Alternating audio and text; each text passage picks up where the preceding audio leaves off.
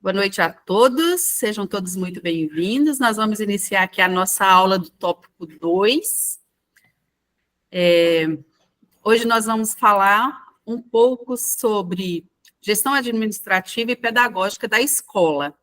Tem algumas perguntas nos slides, eu não sei se vocês chegaram a ver os slides, eu espero que sim, esperamos que sim, né, Roberta? Que eles tenham lido os slides postados, os textos. Alguns já fizeram as atividades, mais ou menos a metade fez a atividade. Então, quem não fez, gente, é para fazer, tá? As atividades todas têm que ser feitas. Todos os tópicos valem 10 pontos, cada atividade vale 5 pontos. Então, vocês têm que participar, se tiver fórum, todas as atividades, todos os tópicos provavelmente têm fóruns, então vocês devem responder os fóruns, e todo tópico tem uma atividade. Então, tem que responder os fóruns e fazer a atividade que está proposta lá. Cada atividade vale 5 pontos, totalizando 10 pontos cada tópico, tá? Cada tópico vocês têm que passar ou ficar em recuperação ou reprovar.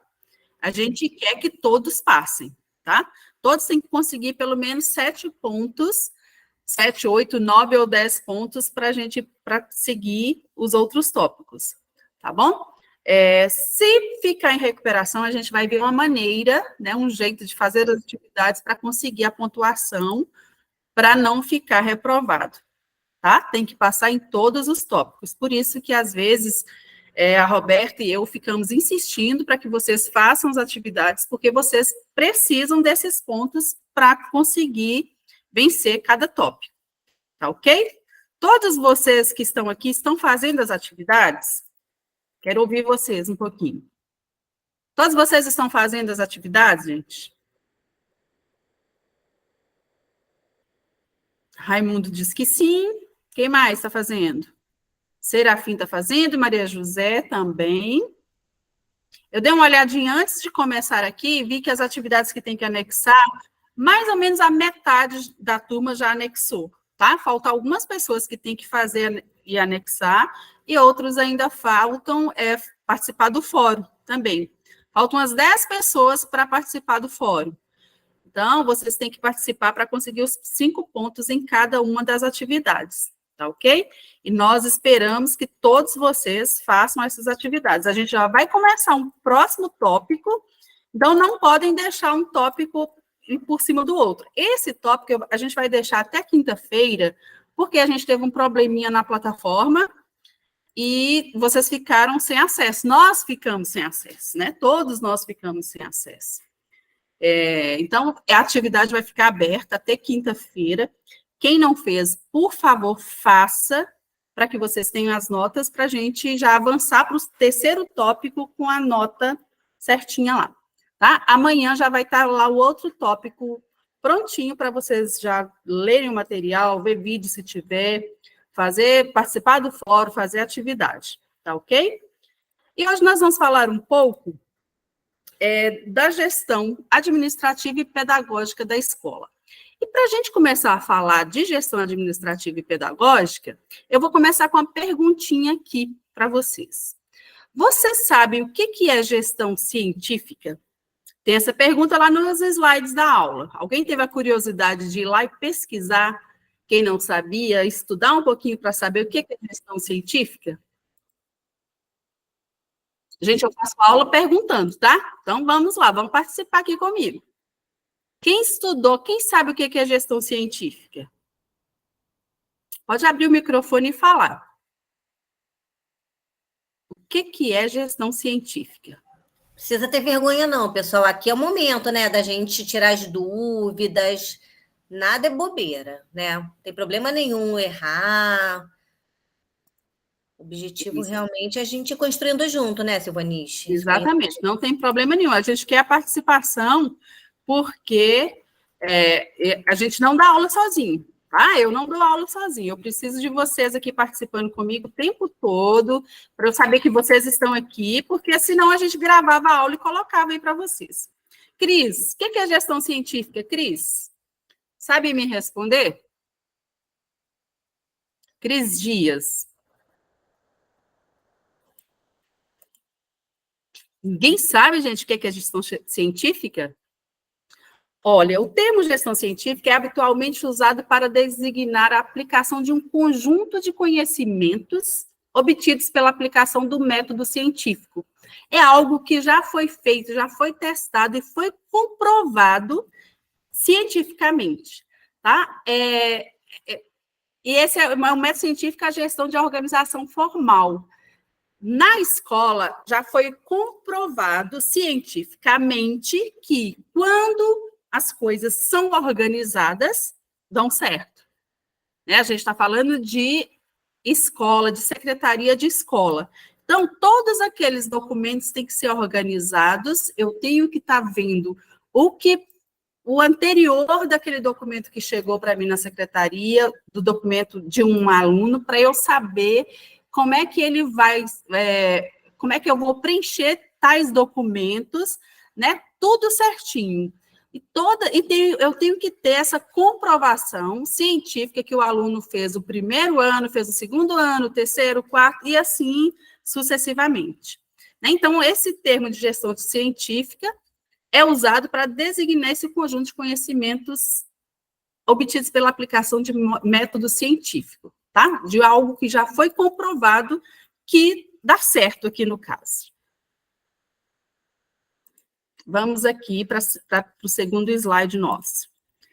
A administração ou gestão científica é o modelo de administração criado pelo americano Frederick Winslow Taylor no final do século XIX e no início do século XX. É o famoso Taylor, né, que a gente conhece aí da história, e que se baseia na aplicação do método científico na administração como no intuito de garantir o melhor custo-benefício aos sistemas produtivos. Eu não sei se vocês viram o videozinho que eu mandei para vocês, que fala um pouco sobre Taylor, fala um pouco sobre Taylorismo. Alguém teve a curiosidade de ver o vídeo que eu mandei o link? Alguém conseguiu ver? Roberta levantou a mão. Pode falar, Roberta. Eu levantei só para dizer que você não está compartilhando os slides. Você quer compartilhar? Não, os slides são os que estão lá. Vocês querem que eu compartilhe? Porque os slides que estão no sistema. Vocês querem ver? Sem problema não, é que eu fiquei, quando você falou assim, o próximo slide eu fiquei na dúvida, tá? Tá. Alguém viu o videozinho sobre Taylor que eu passei aí para vocês? Ismael disse que viu o vídeo. O que você achou do vídeo, Ismael?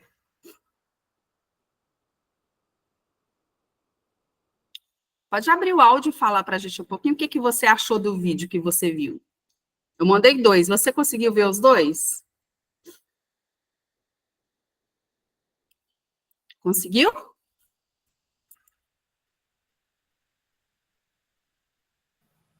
Ele respondeu no chat, olha, ele falou que achou bem interessante, que já havia estudado no ensino médio, que só viu um deles. Ok, depois, Ismael, se você puder, você conseguir, você veja o outro videozinho. Se sobrar um tempinho aqui, eu vou colocar os vídeos para a gente ver aqui novamente na aula, tá? Olha, o surgimento da administração científica está diretamente ligado ao contexto norte-americano da virada do século XX. Tá? Foi com o fim da Guerra da Secessão, a indústria expandiu-se aceleradamente, o que gerou preocupações também com o aumento da eficiência nos processos de produção. Então, o que acontecia, gente? Essa Guerra de Secessão, ela foi um conflito entre o norte e o sul dos Estados Unidos. Isso foi ali por volta de 1861, 1865, e é também conhecido como a Guerra Civil Americana. Todo mundo já ouviu falar dessa guerra nos estudos aí, principalmente no ensino médio, né? Lá no final do ensino fundamental também.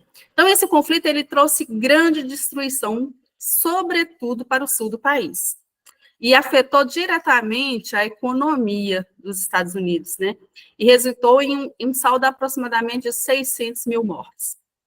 Olha só, que guerra feia, né? E sua principal causa foi a decisão em torno da continuação do sistema de escravidão, né, o sistema escravagista no país. O lado do norte era contra e o do sul a favor.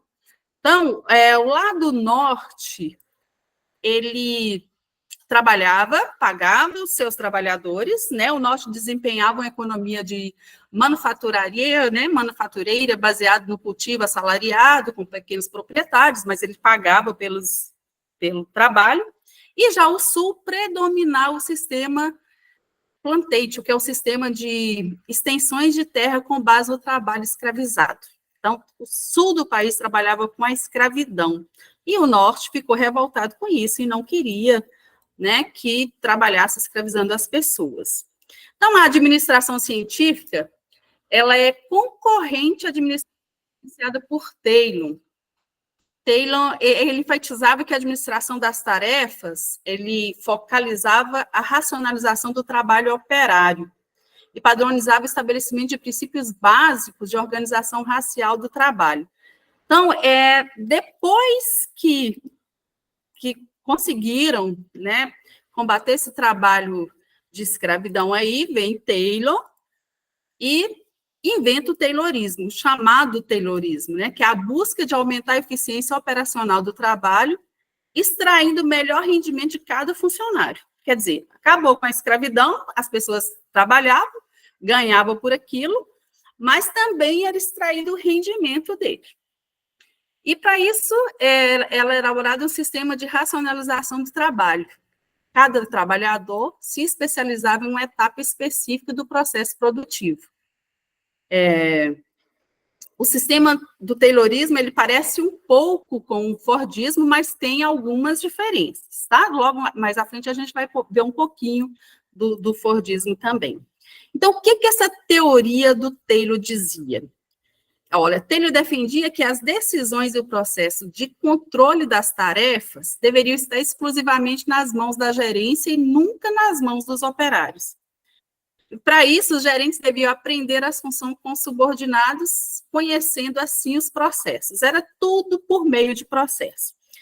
Na secretaria de uma escola, a gente ainda vê algumas coisas que é mais ou menos parecido com o sistema do Taylorismo, porque todas as pessoas que trabalham, às vezes, têm uma função específica, né? Não é todo trabalho que o auxiliar de secretaria pode fazer. Tem coisa que só o secretário mesmo da escola vai fazer, não vai deixar que uma outra pessoa faça. E tem outros trabalhos que ele até divide, né, com outras pessoas para ser feito. Mas, não sei se vocês já trabalharam com algum chefe, não sei se vocês já executaram algum tipo de trabalho com alguma pessoa que toma conta de algum setor e não deixa ninguém mexer, acha que só ele dá conta daquele trabalho, acha que só ele vai conseguir fazer aquele trabalho, se outro for fazer, vai fazer mal feito.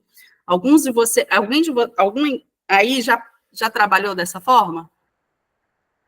Com uma gestão que é uma gestão centralizadora, que às vezes não divide o trabalho, não deixa outras pessoas desempenhar alguma atividade que não é da competência dele? Alguém aí quer compartilhar conosco?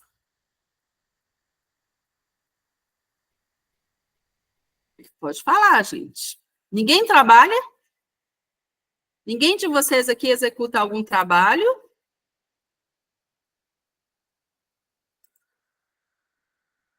Pessoal?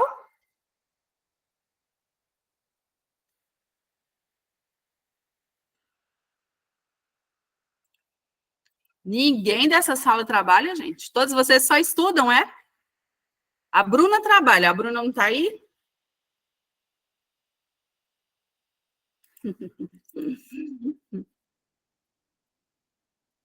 E na visão de Taylor, gente, a tarefa do gerenciamento fabril era determinar a melhor forma do trabalhador realizar esse trabalho, né? Ele providenciando ferramentas, treinava o povo, né? Tinha os treinamentos apropriados e incentivos de alto desempenho. Mas as pessoas, cada um ficava na sua, cada uma fazia o seu trabalho. E qual que é a diferença entre administração e gestão escolar? A gente falou aqui de Taylorismo, né? Vocês podem perguntar, mas o que tem a ver isso com a gente? É só para a gente entender como era a ideia do trabalho, né, no Taylorismo. E que, às vezes, na secretaria, a gente trabalha dessa forma. Como cada um fazendo a sua parte sem mexer no trabalho do outro, né? Tem essa divisão de trabalho e cada um vai fazer só o que o subordinado só faz o que o chefe mandou e não faz nada além disso, né? Só faz esse tipo de trabalho.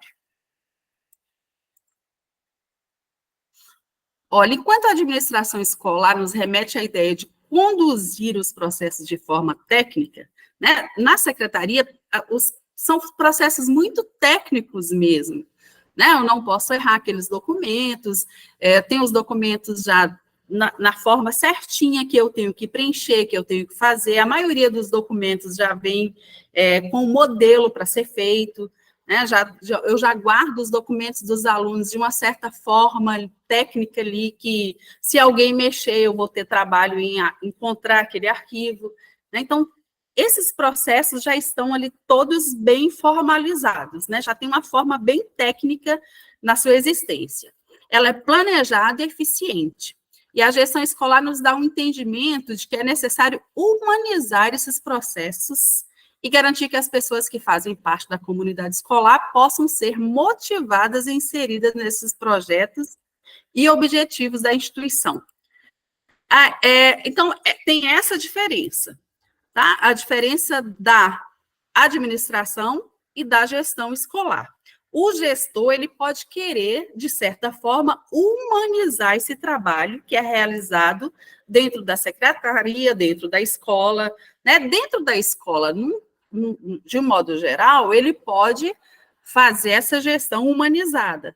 Dentro da secretaria é um pouquinho mais difícil, dependendo das pessoas que estão trabalhando, né, lá dentro da secretaria, porque às vezes precisam mesmo dessa técnica de arquivamento, essa técnica desse trabalho aí, modelo Taylorismo, mas em outros pontos da escola pode sim estar trabalhando com a forma de uma gestão mais democrática, né? Pode até trazer as famílias para estar participando dos projetos, para estar participando do desenvolvimento dos filhos da escola.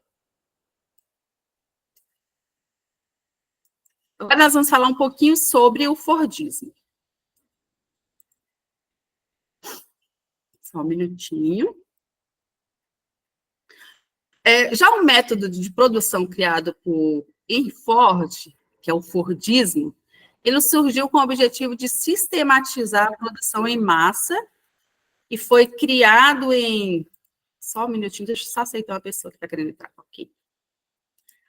E foi criado em 1914, né, pelo norte-americano Henry Ford, e o sistema foi um marco do mercado automobilístico da época, pois reduziu o tempo de produção e custo dos veículos. O Fordismo, gente, é bem... Vocês já ouviram falar dos carros da Ford? É bem Ford mesmo, né? Os carros da Ford, nós temos aí a Ranger, Maverick Hybrid, o F-150, Mustang, então, que são carros da Ford. E na Ford, eles trabalhavam nas esteiras, né, coloca as peças nas esteiras, cada um faz uma parte bem detalhada do seu trabalho e só faz aquela parte o tempo todo, né? Por exemplo, a pessoa vai trabalhar com a roda do carro, ela vai fazer a roda do carro, tem um lugar que tem umas pessoas que vão colocar só os parafusos, tem outras que vão colocar só uma outra parte da porta do carro. Então, todas são bem detalhadas, cada um faz um tipo de trabalho só e faz aquilo um automotismo, né? Na sequência, o tempo todo, a mesma coisa, fazendo a mesma coisa ao mesmo tempo, que é muito parecido com o trabalho da secretaria também, né? O auxiliar de secretaria, ele vai atender um pai, vai ver um documento que ele trouxe, vai procurar informações sobre aquele documento, vai carimbar, alguém vai assinar, ele vai devolver, né? Então, tem algumas tarefas que são muito parecidas também com o trabalho igual era desempenhado no Fordismo. E podemos destacar alguns dos benefícios do Fordismo, que é a produção em massa para atender grandes demandas, né? Às vezes o trabalho na secretaria são você vai atender várias pessoas ao mesmo dia para fazer a mesma coisa, e você tem que produzir muito, escrever muito algumas informações, e às vezes é a mesma coisa, né? E no Fordismo também era assim, muita produção da mesma coisa e atendia grandes pedidos, grandes demandas. Baixo custo da produção, porque às vezes a pessoa era contratada para fazer muita coisa e era um preço bem baixo, que era pago para elas, e tinha uma produção enorme. No final do dia, ela produziu lá vários objetos, né, fazendo da mesma forma. Rapidez no atendimento ao cliente, porque tinha grandes estoques, a pessoa vai fazendo, vai guardando, e, né, tem um espaço para guardar. Se vocês passarem, por exemplo, nas garagens dos carros da Ford, vocês vão ver que tem lá vários carros estocados, tem várias peças guardadas. Então, se tem um pedido de vários carros, eles vão ter muitos carros para entregar, porque eles têm um estoque muito grande. Eu estou falando, dando um exemplo aqui da Ford, que tem os carros por causa do dono da Ford, né? Mas vários produtos são feitos dessa forma ainda no Brasil, né? E no mundo também. O processo de escolarização, ele caracteriza-se por estratégias de aprendizagem, métodos de ensino, avaliação do rendimento escolar, notas, frequência, provas, fragmentação do tempo de horas-aulas. A aula é dividida, por exemplo, você chega às 7 horas, 7h50 termina um horário, até 8h40 outra, até 9h30 outra, e tem um intervalinho, né? E já começa uma outra aula, então essa fragmentação aí do tempo da aula, e sem acesso a novas mídias, muitos professores ainda dão aula não usando as mídias, sem poder conversar, sem poder trocar experiências e vivências, sem reciprocidade entre a vida e a rotina da escola, né? Às vezes a vida na escola é só um sentado atrás do outro, prestando atenção no que o professor fala. Tem professor que faz dessa forma ainda, né, gente? Já mudou muito, e que bom que mudou, porque hoje a gente trabalha mais com humanismo, a gente trabalha mais ouvindo o aluno, e não dessa forma aí, como era o trabalho do Fordismo e do Taylorismo, né? Que era somente você prestando atenção em alguma coisa específica que está ali na sua frente. Hoje não, o aluno está na sala de aula, ele pode fazer uma pesquisa ali na hora, na internet, o professor pode fazer uma pesquisa ali na hora de um determinado assunto que falou, pode trazer interação, né? Interagir um aluno com alunos de outra sala, alunos com pais de alunos. Mas, infelizmente, nós ainda temos escolas, ainda temos professores que trabalham no método Fordismo, né? Um atrás do outro, com a cabecinha olhando para o professor, e o professor só, que é o detetor do conhecimento, e ele sozinho que fala na sala de aula e os alunos não. Por isso que eu gosto de dar aula com uma participação de vocês, tá? Porque eu não sou uma professora que gosta muito do Taylorismo, do Fordismo, não. Eu gosto da participação, tá? Quando vocês quiserem participar, é só levantar a mãozinha aí, pode falar. E você também, tá, Roberta? Quando quiser falar alguma coisa, só levantar a mãozinha aí, ou então pode me interromper aqui e falar, tá? Os alunos não podem conversar, às vezes, né? Não pode trocar experiências e vivências, não pode, tem que ser somente aquilo que o professor está falando ali, não pode tirar a atenção do professor, né? E a escola é uma instituição naturalizada nas sociedades contemporâneas, né? Todas as sociedades têm escolas. Nós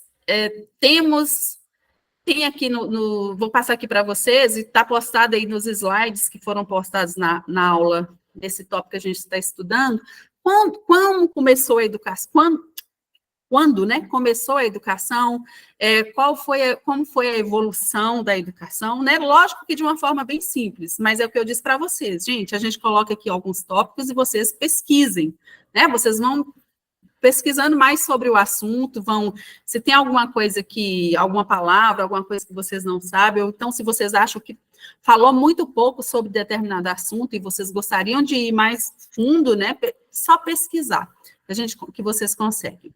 Olha, a maioria dos discursos ressalta seu papel social, enquanto a instituição responsável pela formação do ser humano para a vida na sociedade, seu ser moral, suas competências intelectuais e profissionais, né, que é a função da escola. Mas parece faltar aos discursos sobre a escola em grande medida, uma postura crítica, mais sincera acerca dos processos de sujeição e rotização dos conhecimentos das relações das práticas escolares. Isso aqui é um pensamento do Fusnato, Creme, de 2013, tá? Que está no slide aí que foi colocado para vocês. E tem uma outra citação também que está nos slides, que fala, conforme Pitá, 1944, na página 6, no final da Idade Média, a escola generaliza a cultura escrita, segmenta-se em estágios e níveis, o diploma transforma-se em esperança de mobilidade e o conhecimento científico em esperança de libertação. Todas as pessoas que estão na escola almejam terminar os seus estudos, né, formar, ter um trabalho bom, né, ter um emprego bom. Então, o Petitat está falando que o diploma transforma-se em esperança de mobilidade. Né? Às vezes eu moro numa cidade pequena, mas eu quero sair daquela cidade, eu quero ir para uma cidade maior, eu quero conquistar um emprego para eu ter meu carro, ter minha casa, né, poder viajar, comprar o que eu desejo. E esse diploma também, além dessa esperança de mobilidade, é o conhecimento científico e a esperança de libertação. Né? A pessoa consegue se libertar quando ela estuda, quando ela consegue esse diploma. E, junto com o crescimento das cidades europeias, ocasionado pelo desenvolvimento do capitalismo industrial, o poder dos reis e os problemas relacionados com a vida urbana também aumentaram. E para solucionar esses problemas, são criadas as escolas técnicas, com a dinâmica de ensino diferenciado das escolas existentes até então. O Petitat continua falando isso. Tá? E aí ele vai falar das escolas técnicas que também surgiram. Agora eu vou falar um pouquinho aqui de como foi que a educação começou no Brasil. Tá? Isso está nos slides nossos aí. Até aqui está tudo bem? Alguém gostaria de falar alguma coisa? Alguém gostaria de participar?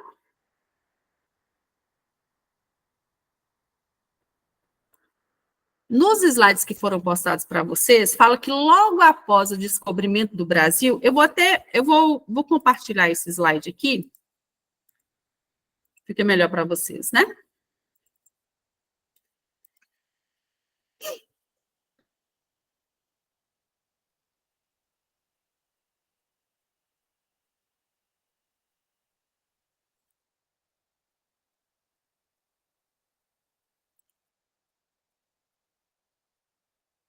Olha, logo após o descobrimento do Brasil, a Companhia de Jesus foi enviada ao território brasileiro para integrar os nativos ao mundo cristão. Então, logo que descobriram o Brasil, né, vieram algumas pessoas que foram enviadas para cá para integrar as pessoas que já tinham aqui. Né, fala que no Brasil tinha índios, né? Não é isso que fala a nossa história? Que no Brasil tinha os nativos, né, mas que a maioria dos nativos eram índios, né, ou eram só índios.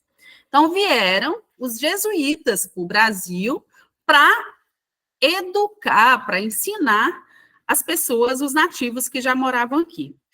Sabem como é que eles educavam, gente? Alguém lembra aí da história? Como que eles educavam as pessoas que tinham aqui já? Alguém lembra? Lembra aí da história? Como é que as pessoas... o processo de catequização, ok. E o que eles falavam, Ismael? Educavam batendo, né? Dizia que era com sangue que a letra entrava. Batiam nas pessoas, eram pessoas da igreja, né, os jesuítas, mas eles educavam batendo nas pessoas. As pessoas aprendiam apanhando, gente, e eles ainda diziam que é com sangue que a letra entra. Criada no final do século XIX, a Escola Ateneu no modelo de internato, destinado às elites, as crianças, além dos cuidados referentes à transmissão, atentava aos cuidados corporais. E era transmissão mesmo, tá? Era transmissão de conhecimento. Agora, vejam bem, totalmente diferente do que Paulo Freire diz, né? A gente não transmite conhecimento, a gente troca experiências, né? A gente aprende um com o outro. Mas aqui, nessa época, eles acreditavam que o professor, que sabia tudo, inclusive as escolas, tinha aquela parte mais alta perto do quadro, né? Tinha o quadro negro, tinha aquela parte mais alta que era para o professor ficar lá. Quer dizer que ele estava acima dos alunos, ele tinha mais conhecimento, ele sabia muito mais do que os alunos. Então, eles transmitiam conhecimento para os alunos. Isso foi no século XIX, tá, gente? A introdução das concepções mais tecnicistas, profissionalizantes da educação escolar após a vinda da família real portuguesa do Brasil. Parece que alguém quer falar alguma coisa. Alguém levantou a mão? Não. A introdução das concepções mais tecnicistas e profissionalizantes da educação escolar após a vinda da família real portuguesa para o Brasil, e depois com a reestruturação econômica ocasionada pelo processo de industrialização, iniciado na segunda metade dos anos, né, de 1920, a evolução da escola no Brasil sofre um forte incremento. Isso só lá para 1920, tá?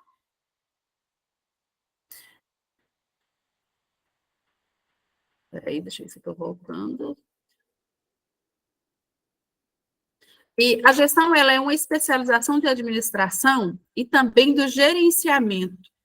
Logo, o gestor faz basicamente a mesma coisa que o administrador. E o gerente, que o administrador e o gerente. A única diferença é que ele deve exercer o papel de forma mais criativa e habilidosa. Deixa eu só ver aqui se eu pulei alguma coisa. Tá. A gestão escolar,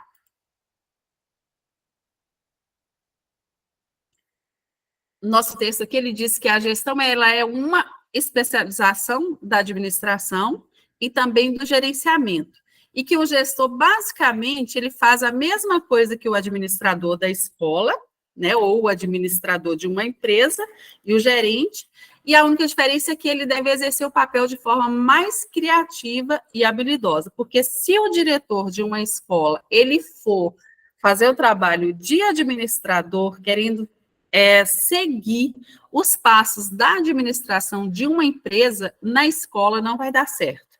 Né? O trabalho na escola, ele tem que ser um trabalho mais criativo e mais habilidoso, né? Porque vai mexer com todos os funcionários da escola, né? Na escola nós temos desde os porteiros, as pessoas que trabalham com limpeza, as pessoas que trabalham com os lanches, os professores, os coordenadores, pessoal da administração, que é da secretaria, né? O pessoal de fora da escola, ainda os pais de todos os alunos, né, que também estão ali na escola o tempo todo e que podem participar e ajudar nessa administração. Sim, Roberta. Então, Silvanise, eu pedi para falar porque essa foi a resposta que o pessoal mais teve dificuldade, tá? No exercício que você passou. Então, eles foram acertando todos os itens, mas esse item 3, se eu não me engano, foi o que causou muita dúvida. O pessoal não estava conseguindo entender exatamente essa diferença entre gestor e administrador, tá? Só para você saber que realmente estava uma dificuldade de compreensão. Eles estavam associando muito a questão do administrador com conhecimento puramente teórico e do gestor a parte mais prática, entendeu? E não entendendo exatamente essa diferença da criatividade, da habilidade, da humanização que você está trazendo, tá? Uhum. Olha, gente, enquanto a administração escolar nos remete a essa ideia de conduzir os processos de forma técnica, planejada, eficiente, a gestão ela nos dá o entendimento de que é necessário humanizar esses processos e garantir que as pessoas que fazem parte dessa comunidade escolar elas possam ser motivadas inserida nos projetos e nos objetivos da instituição. Então, eles têm, todas as pessoas podem estar inseridos nesse trabalho, né? Quando essa gestão ela é realmente humanizada.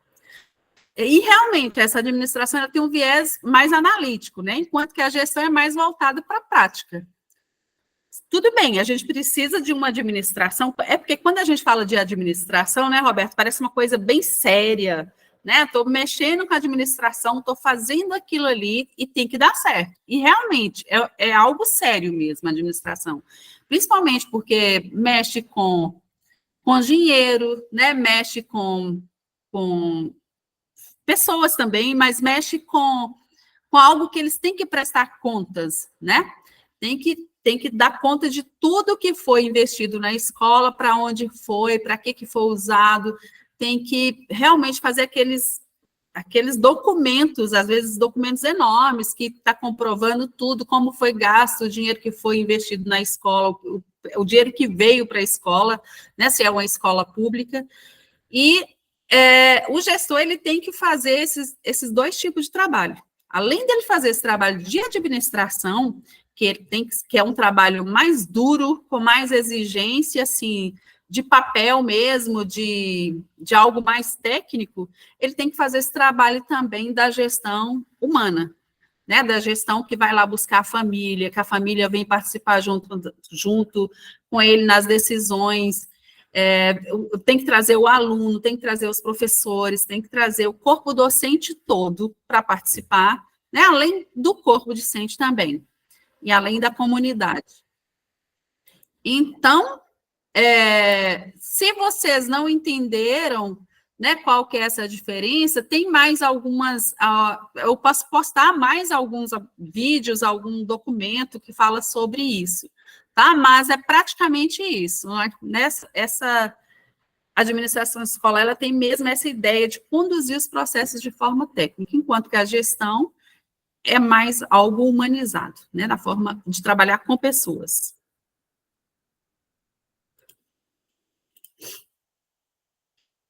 E em 1948 foi criada uma comissão para dar início à elaboração da Lei de Diretrizes e Bases. Aqui, ó, agora a gente já fala da LDB, né? Ó, pensem bem. Depois veio lá os jesuítas, que a gente aprendia apanhando, né? Teve a época da palmatória, teve a época que as pessoas tiravam sangue dos outros ensinando, né? E puxava a orelha, e batia, e ficava de castigo.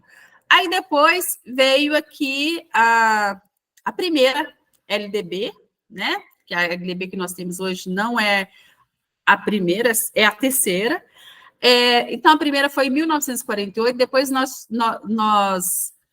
que foi a LDBN, né? Depois nós tivemos a de 1961, que estabeleceu a organização do sistema de ensino.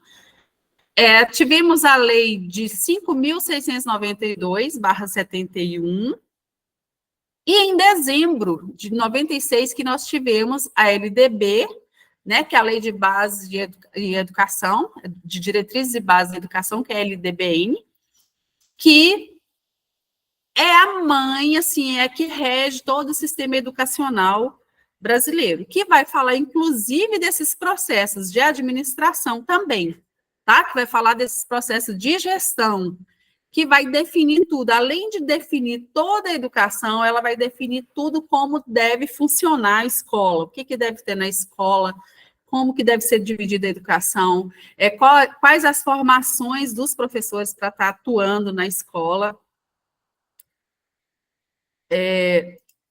E depois, nós tivemos aqui, nos slides que está postado lá para vocês, fala da educação básica, né, que ela se divide em 3 modalidades, que é a educação infantil, o ensino fundamental e o ensino médio. A educação infantil é a primeira fase, talvez a mais importante, né, do ser humano, porque quando ele está pequeno, ainda entra na escola, vai aprender a conviver com os outros, né, vai aprender a ter essa interação com os colegas na sala de aula, sair do seio da família e ir para a escola. Então, se ela tem uma educação infantil que foi bem trabalhada com ela, ela vai bem no ensino fundamental, bem no ensino médio e assim por diante, até fazer uma graduação, pós-graduação e mais do que ele quiser estudar, né? Fazer até um pós-doc, se for o caso. Aí tem na lei, na LDB, fala também de todas essas divisões que tem, o que o aluno deve, quais as idades que ele deve entrar em cada fase da educação, tá? E tem caráter obrigatório, e é regulamentado, né, pela essa lei de diretrizes básicas, a LDB. Então, tem essas três divisões, né? Educação infantil, ensino fundamental e ensino médio. E são modalidades do ensino, segundo a LDB, a educação de jovens e adultos, a educação profissional e a educação especial. No Tocantins é muito comum, eu não sei no Rio de Janeiro, Roberto, de repente você pode até falar um pouquinho para a gente. É muito comum a gente ter turmas de EJA, né? Que é educação de jovens e adultos, e às vezes eles já chegam cansados, né, de trabalhar o dia inteiro, eles não estudaram no tempo que a gente diz apropriado, né, mas depois de jovens e depois de adultos, e às vezes até já velhos, né, idosos, querem entrar na escola para aprender. No Rio de Janeiro também acontece isso? Aqui no Rio eu tenho visto poucos projetos, porque eu até já participei de um EJA em Brasília, como na confecção de cursos presenciais, que aí também não teve uma demanda grande, aí depois viraram aqueles cursos autoinstrucionais na plataforma. Agora, aqui no Rio de Janeiro, eu não tenho visto muitos processos seletivos. Não tenho, não. Vou até me informar melhor sobre isso, Silvanise. Mas estou achando que aqui a gente precisa melhorar nesse aspecto, tem que ampliar o número de vagas. Eu tenho visto experiência interessante no Tocantins, em Apucarana também, no sul, né? Uhum. E apesar de a gente ter um trabalho, né, com a educação de jovens e adultos, e no Brasil inteiro a gente ainda tem aproximadamente, gente, 12 milhões de analfabetas no Brasil. Né? E ainda temos também aqueles analfabetas, aquelas pessoas que aprenderam a escrever e não sabem interpretar. Então, é um problema sério esse problema de analfabetismo, né? Vejam bem que 12 milhões de pessoas são muitas pessoas. E é algo determinado na lei, né? Que já há muitos anos que a gente vem trabalhando para essa erradicação do analfabetismo, mas a gente não consegue vencer isso, não conseguiu vencer isso ainda, né? Tem até 2022, 2023, que era para estar vencendo, para estar erradicando esse analfabetismo, mas a gente não vai conseguir. Então, vai ter que fazer uma força-tarefa se o Brasil quiser vencer esse analfabetismo. Mas isso aí, os nossos políticos devem estar cuidando disso, né?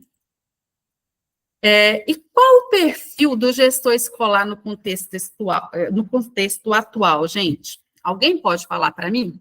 Qual que é o perfil da pessoa que está lá trabalhando na escola, que tem um trabalho de gestão escolar? A gente pode dizer também que a pessoa que está na secretaria, ela tem esse trabalho de gestão na secretaria. E qual que vocês acham que é o perfil dessa pessoa? Ou qual que deve ser o perfil dessa pessoa, né?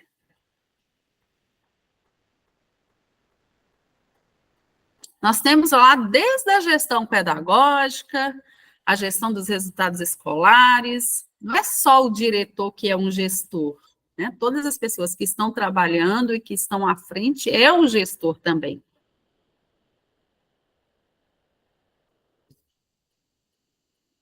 Vamos lá? Quem gostaria de falar? Ninguém gosta de falar nessa turma, né? Isso aí é super importante, gente. Eu até tentei, né, puxar uma discussãozinha dessa no fórum dessa unidade, Porque, assim, eu acho, o que você acha, Silvanese? Eu acho que, assim, no mundo moderno, conhecimento teórico está cada vez mais fácil da gente obter, né? A gente entra na internet, a gente baixa um monte de apostila, a gente baixa aula no YouTube, então conhecimento teórico todo mundo tem de forma facilitada, é só correr atrás. Agora, esse conhecimento, as habilidades, né? Essa capacidade de você lidar com o outro, de você trabalhar em equipe, eu acho que esse sim é o grande diferencial nos dias de hoje, que eu acho que vocês têm que ficar atentos, entendeu? Então, assim, você saber a forma de se colocar, falar com cuidado, ter uma escuta qualificada, ouvir o que as pessoas falam com cuidado, serem respeitosos, eu acho que isso é um grande diferencial nos dias de hoje. Não sei se vocês concordam. Sim, eu concordo. E vocês, pessoal? Vocês acham que um gestor ele deve ser educado, deve saber falar com o outro, deve ter empatia, né? Deve saber se colocar. Caio disse que ok. Quem mais, gente? Carlene disse que sim, a Luísa também deve sim. O nosso slide Atividade não é fácil, né, Silvanise? Não é fácil, é só no dia a dia, né? Na prática, você tem que exercitar muito isso. Então, fiquem atentos a isso, gente. Tentem ser mais cuidadosos, ouvir mais, tentar trabalhar em equipe, que isso é um grande diferencial. A Andressa vai falar. Pode falar, Andressa. Até porque quando você trabalha com público, cada pessoa tem um perfil diferente. E você tem que saber conversar com cada desse perfil, não é? Muitas das vezes, um pai ou uma mãe que chega na escola vai chegar, um exemplo, um pouco alterado por uma situação. Por uma situação talvez até mais ou menos tranquila, mas como ele não soube resolver e lidar, o gestor que está ali, ele vai ter que lidar com aquela situação e saber confortar aquele pai, entendeu? Saber explicar e saber lidar com aquela situação, porque cada indivíduo é um perfil diferente e cada indivíduo vai agir de uma maneira diferente. E tem uns que vão implicar, vão brigar, né, Andressa? Tem pais que já chegam lá e pedem guerra, né? E a gente tem que ter jogo de cintura para saber controlar toda a situação. E às vezes ele tem razão e a gente não pode dar razão para ele, e às vezes ele nem tem razão e a gente dá essa razão para ele, né? Então a gente tem que ter jogo de cintura, tem que ter conhecimento sobre o que está fazendo, né? Para a gente conseguir sair bem em todas as situações adversas que possam vir a acontecer conosco ou com vocês no trabalho, né?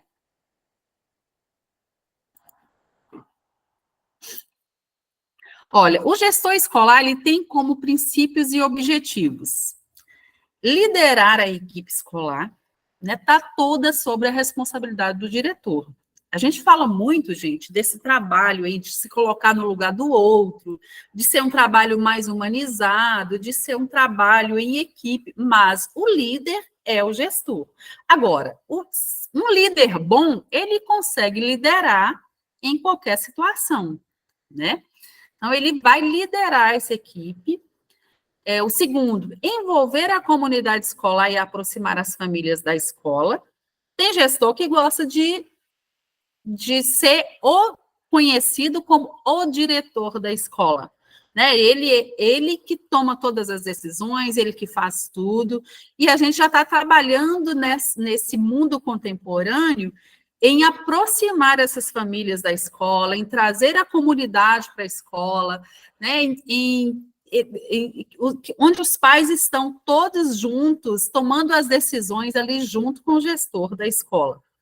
Terceiro, conduzir a construção do projeto político-pedagógico. Toda escola tem que ter um PPP, né, esse famoso PPP, que é o projeto político-pedagógico, tem que ter ali no seu descrito, né, as suas metas, tudo que a escola vai fazer por um determinado período de tempo. Então, o gestor ele tem que conduzir essa construção.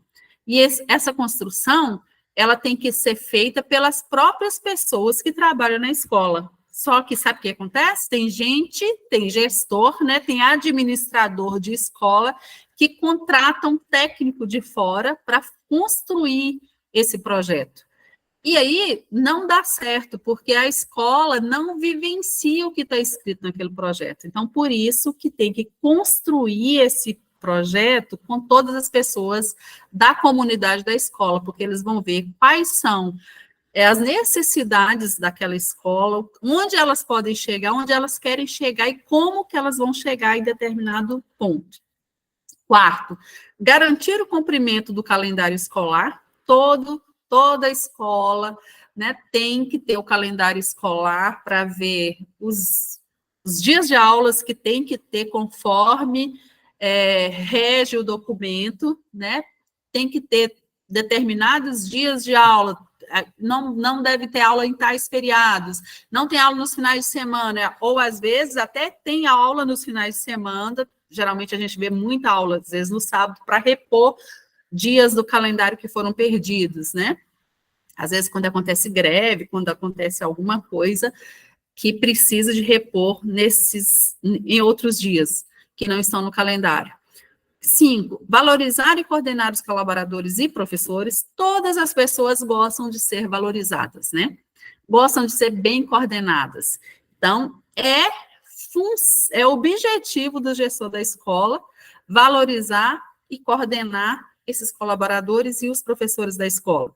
6º, garantir o bom desempenho dos processos de ensino-aprendizagem, intervindo quando for necessário, né? Não é sempre que o professor tem razão, não é sempre que o coordenador tem razão, não é sempre que o aluno tem razão, né? Não é sempre que os pais de aluno têm razão. Então, o gestor ele deve garantir o bom desempenho desses processos de ensino-aprendizagem, pode se interferir quando for necessário. 7º, criar condições para a capacitação continuada dos professores e profissionais da escola. Né? Toda escola tem que ter lá o seu tempo, tem que ter essas condições de capacitação, de fazer uma formação continuada, tem que estar se atualizando sempre. 8º, gerir de forma transparente e responsável os recursos humanos e materiais e financeiros da escola. Várias escolas têm, inclusive, um portal da transparência, que eles colocam lá o dinheiro que recebeu, os gastos, né, como foram, como que foi gasto as verbas que vieram para as escolas, né, e isso é muito bom para a escola, né, isso gera credibilidade. E é para todo mundo, para o funcionário da secretaria, para o pai do aluno, para os professores, para todas as pessoas que são envolvidas dentro da escola. E tem o último slide lá que fala sobre gestão participativa, né, que a gestão escolar participativa é aquela em que a comunidade participa ativamente do planejamento, da execução e fiscalização dos gastos dos recursos da escola. Né? A família, a comunidade está envolvida dentro da escola e faz parte também dessa tomada de decisões juntamente com o diretor. Bom, alguém tem alguma participação para fazer? Quer colaborar conosco, falar, fazer alguma pergunta?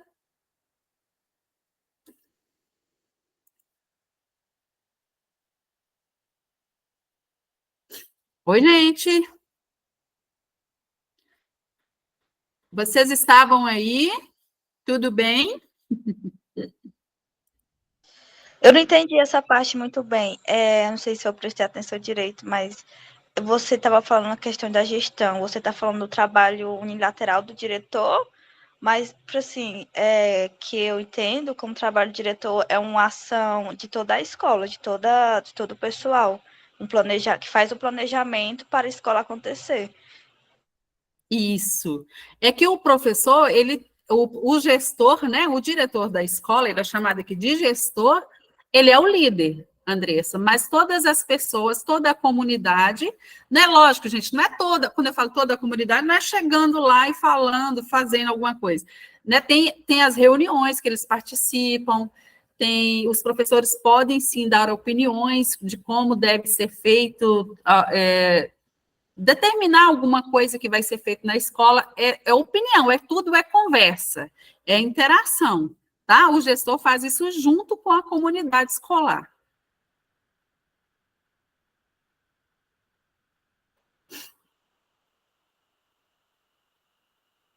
Tudo bem, gente? Mais alguém?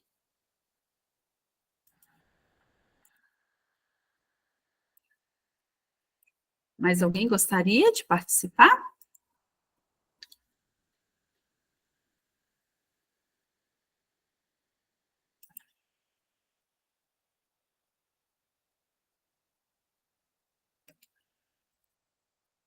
A maioria, mais da metade, já fez as atividades, né, Roberta, que estão lá postadas. Isso, já tem metade, né? Mais ou menos.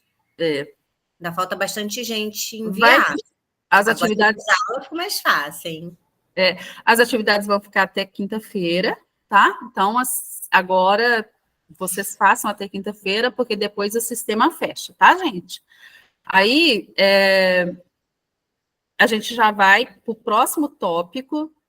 A nossa aula do próximo tópico pode ser na quinta-feira? Pode, Roberta?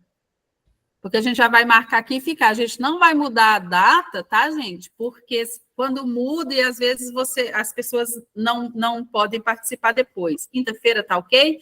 A Andressa levantou a mão, pode falar, Andressa. Na quinta-feira à noite eu tenho uma aula. Eu nem consegui participar na última aula, eu assisti só metade, porque eu conversei com a professora da faculdade e falei, professora, eu vou assistir metade da aula do curso e venho para a aula. Ok, mas você tem aula todo dia, né, Andressa?